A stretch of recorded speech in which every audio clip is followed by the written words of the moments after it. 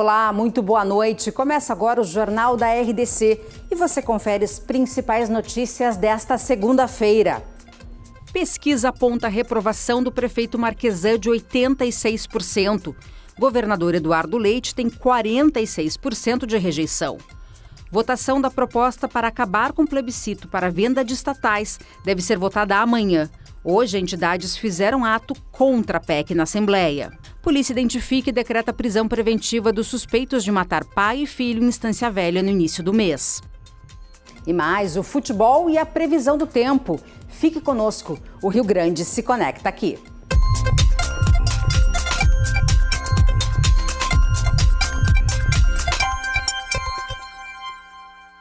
A gente começa o Jornal da RDC de hoje com uma notícia em primeira mão. É o resultado da primeira de 4 pesquisas que serão realizadas pelo Instituto Métodos em parceria com a Foca Comunicação, para entender o que pensa o eleitor da capital. Segundo os dados, 86,5% dos entrevistados reprovam a atual administração de Porto Alegre.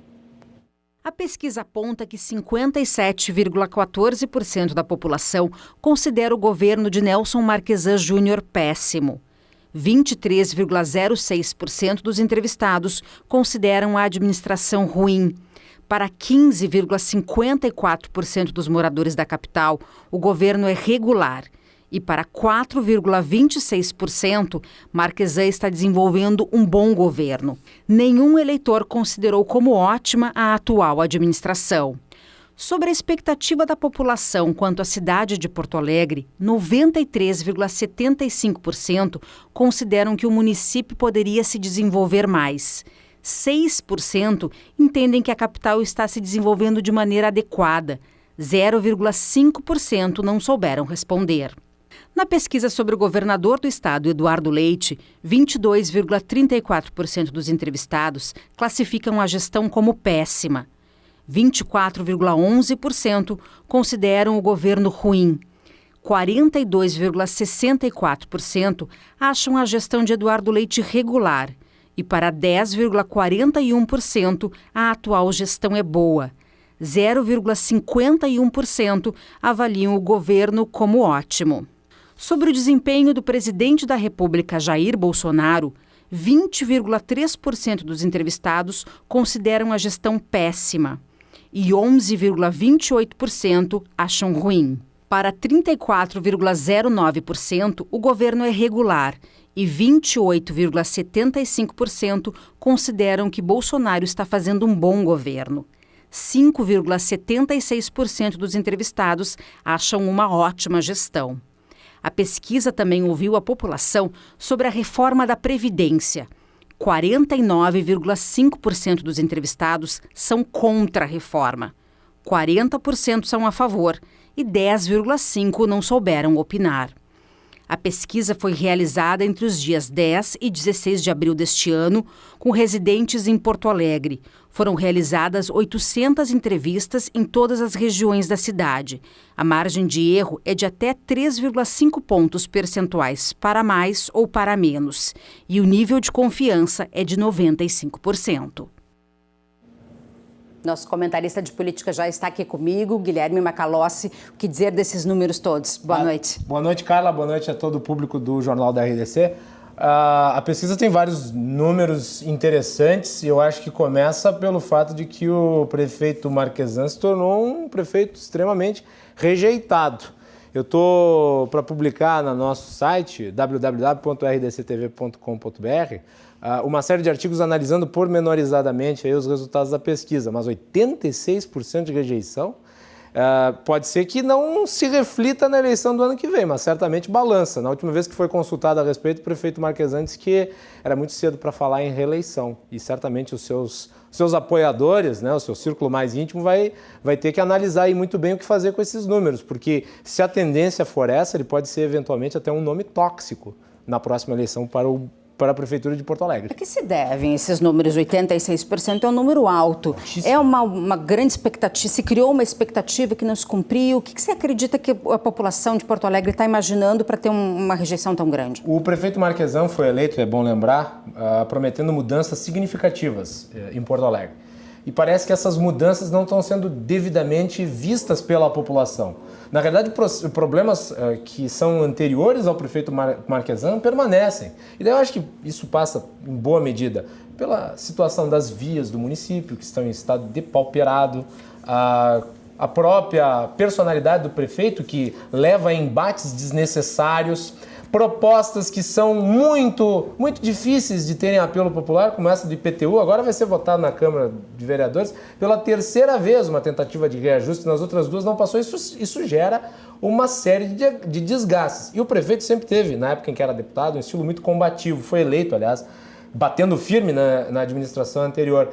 E agora, quando ele é vidro, quando ele é telhado, obviamente que as coisas pesam de uma forma mais acentuada e eu acho que ele está sentindo esses efeitos, Carla. Legal.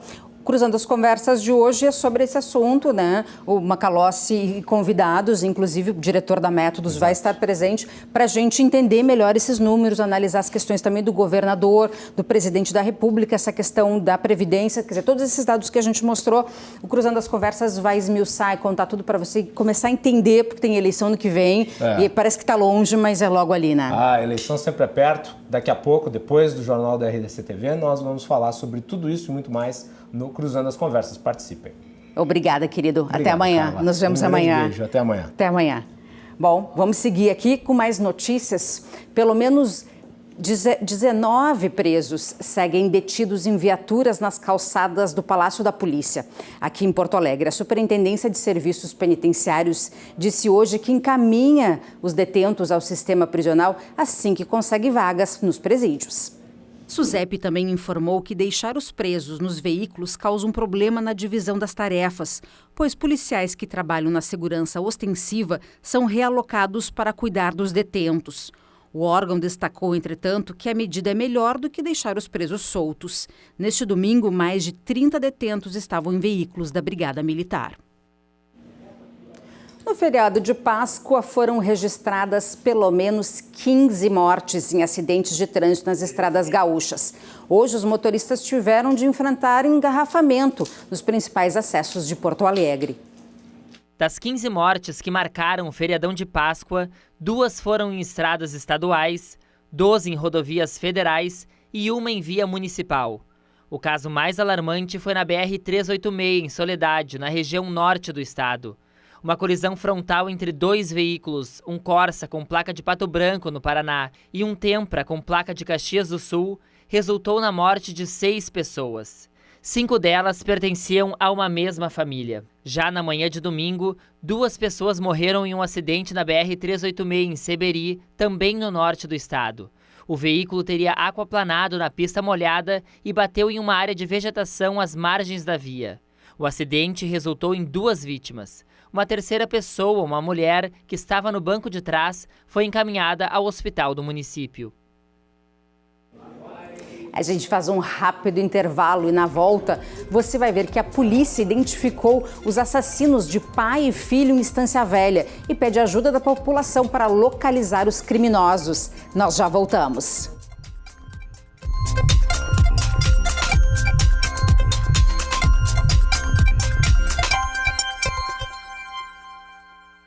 Estamos de volta com o Jornal da RDC. A polícia decretou a prisão preventiva de 2 homens suspeitos de matar pai e filho em Estância Velha no início do mês de abril. Os homens foram identificados e estão foragidos. Um deles tem 19 e outro 20 anos. A Polícia Civil identificou os suspeitos de matar pai e filho em Estância Velha. O crime ocorreu no dia 10 de abril, durante um assalto à relojoaria da família. A Justiça decretou a prisão preventiva por latrocínio de Davi dos Santos Melo, de 20 anos, e Rafael dos Santos Domingues, de 19. Segundo a polícia, os 2 indivíduos são amigos. A investigação identificou que os 2 eram conhecidos, eram amigos, e que teriam ido aproximadamente 3 dias antes do assalto até uma barbearia, onde ambos cortaram os cabelos, fizeram as barbas, fizeram inclusive pigmentação na barba, que inclusive você pode perceber nas imagens que a barba tem uma cor um pouco diferente. Os suspeitos teriam mudado o visual antes do crime. Um deles tentou esconder uma tatuagem. Desde o início chamava a atenção que uma das mãos do indivíduo na imagem tinha uma coloração diferente, uma mão com uma cor diferente da outra. Se verificou a partir do momento em que surgiu o nome do Rafael, que ele tinha a mão esquerda tatuada, e analisando com a imagem e com outras informações que chegaram até a investigação de que ele teria tentado esconder essa tatuagem com produtos cosméticos, se verifica que realmente faz todo sentido com base nas imagens que nós temos. Davi, de 20 anos, possui antecedentes criminais e foi reconhecido pela própria mãe. Já os pais de Rafael, de 19 anos, negam o envolvimento do filho. A mãe do Davi o reconheceu, analisando as imagens, falou que realmente é o filho dela, sem sombra de dúvidas. E tanto a mãe quanto o pai do Rafael tentaram minimizar, dizendo que ele realmente não tinha participação alguma. No entanto, disseram que ele é envolvido com o tráfico de drogas na Vila Brás e São Leopoldo. Informações da população foram fundamentais na identificação dos suspeitos. A partir do momento em que começaram a viralizar as imagens do assalto, do roubo, do fato, começaram a chegar muitas informações. E a Polícia Civil precisa ter a responsabilidade de trabalhar cada informação que chega, não como uma verdade absoluta, mas como uma possibilidade concreta. Os jovens ainda não foram encontrados e são considerados como foragidos. Denúncias sobre a localização dos suspeitos podem ser feitas anonimamente. As denúncias podem ser feitas pelos telefones 181 ou 51 3561 1110.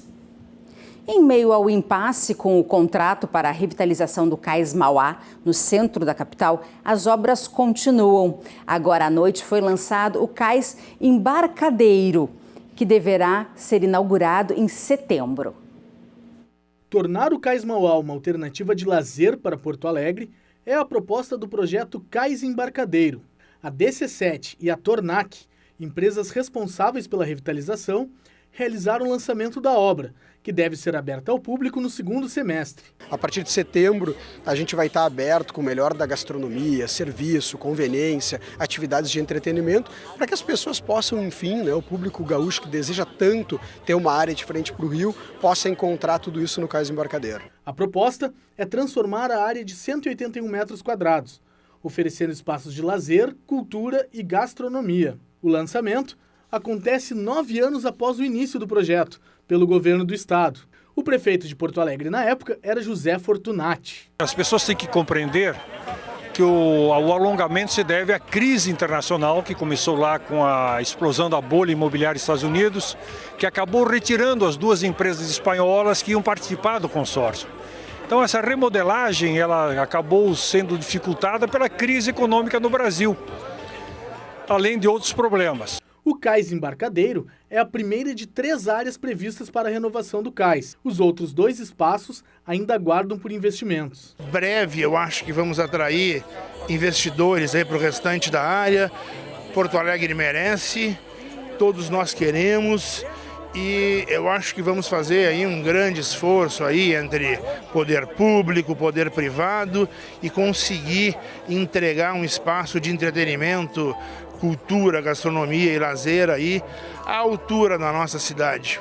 Eu não tenho dúvida, esse é um processo que a gente já viu acontecer em inúmeras cidades, pelo Brasil, pelo mundo. Não tem por que não acontecer a mesma coisa com Porto Alegre. No momento que a gente conseguir ter um novo destino turístico, tendo o nosso principal cartão postal, que é o Guaíba, eu não tenho dúvida que a Serra, que hoje está sempre entre os 3 principais destinos de turismo do país, vai poder nos emprestar um pouco desse público e vai ter interesse em conhecer aqui o Cais do Porto.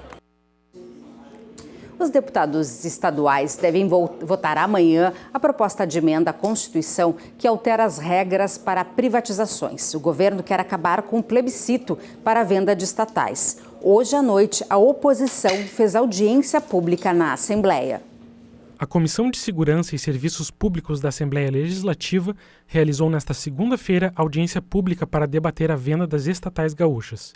Proposta pelos deputados Jefferson Fernandes e Edgar Preto, do PT, a sessão solene ocorreu no Teatro Dante Baroni e teve a presença de entidades de classe dos funcionários das empresas públicas. Então nós queremos com essa audiência pública que tanto o lado do governo quanto o lado da oposição expressem suas opiniões, o público possa interagir e vá para o conjunto da sociedade gaúcha o que é melhor. Retirar a hipótese das pessoas dizerem sim ou não, tendo mais informações em torno do tema das privatizações, ou simplesmente deixar acontecer uma vitória aqui que o governo estima de mais de 35 parlamentares. O objetivo da proposta de emenda constitucional 272 é eliminar a necessidade de consulta popular, exigida para medidas como a venda das empresas públicas, que deveriam ser aprovadas pela maioria dos eleitores do Estado. Nós estamos decidindo e querendo que o povo participe dessa decisão com plebiscito, porque uma concessão de serviço público de energia, ela é no mínimo para 30 anos, então está falando de uma geração inteira que vai vir e a geração que já está aí. E esses serviços afetam diretamente a vida de todos nós, em todos os momentos, em todas as instâncias, independente do poder aquisitivo. Todo mundo precisa de energia, todo mundo vive hoje baseado em energia, no setor energético, e isso tem que ser discutido pelos interessados. A base do governo no parlamento planeja votar a PEC nesta terça-feira, abrindo caminho para a privatização da Companhia Estadual de Distribuição de Energia Elétrica, a CED, a Sulgás e a Companhia Rio-Grandense de Mineração. A venda das estatais integra as negociações com o governo federal para a adesão ao regime de recuperação fiscal. Começou hoje a segunda fase da campanha de vacinação contra a gripe. Entre os grupos prioritários estão crianças, gestantes, puérperas até 45 dias após o parto, idosos, professores, indígenas, trabalhadores da saúde e pessoas com doenças pré-existentes. Na capital, os atendimentos ocorrem nos dias úteis de segunda a sexta-feira, entre as 8 da manhã às 5 da tarde. É importante lembrar que o horário da vacinação varia de acordo com a unidade básica de saúde. Portanto, informe-se no postinho mais próximo. A meta é imunizar 90% de cada um dos grupos. 134 salas de vacina estão disponíveis para atender a população aqui na capital. Cerca de 615 mil doses da vacina serão destinadas à capital gaúcha até o fim da campanha. Até agora, a Secretaria Municipal de Saúde recebeu 295 mil. A 11ª campanha nacional de vacinação contra a gripe vai até o dia 31 de maio. A lista com o endereço de todas as unidades de saúde está no site da Prefeitura, www.portoalegre.rs.gov.br. Além dos grupos já previstos, o governo incluiu um público extra nessa segunda etapa da vacinação contra a gripe. São policiais, bombeiros e integrantes das Forças Armadas, que também poderão comparecer a um posto de saúde para fazer a imunização. E é bom ficar atento a esse calendário de vacinação da gripe, já que o tempo mudou em algumas regiões do estado. Aqui em Porto Alegre caiu uma garoa várias vezes ao longo do dia. Vamos ver como ficam as temperaturas para esta terça-feira. Em Canoas, na região metropolitana de Porto Alegre, tempo nublado pela manhã, com possibilidade de garoa. Tarde de sol com diminuição de nuvens e noite com muita nebulosidade, mínima de 17 e máxima de 23 graus.